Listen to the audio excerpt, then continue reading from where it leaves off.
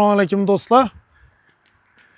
En full pozitsiyada 2023 kapkara Gentra avtomat, lyuk, diske, ABS hemen hesaba metallarından o'rnatilgan 49 bin kilometr yurt tuttu.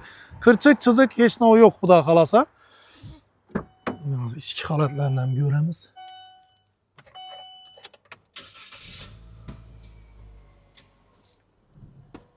Yine salon halatları. Bahasına etibar berip oturasılar. Mat uyup tuttu bellerim. Videomuzu yakkan olsa bir like basıp koysanızlar, Xudo kalasa.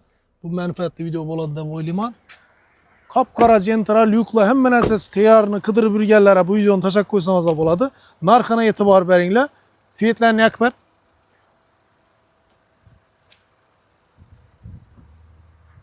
Hazrati katta baloli baydi isteyna. 4 yumuşak balonlardan koyulgan. Metanam tayar.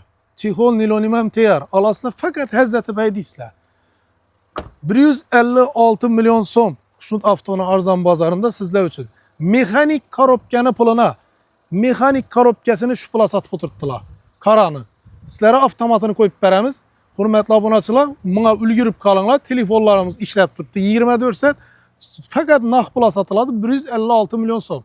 Srochniy harakat qilgan odam oladi. 49 bin kilometr yurt turibdi. Hammasi zo'r.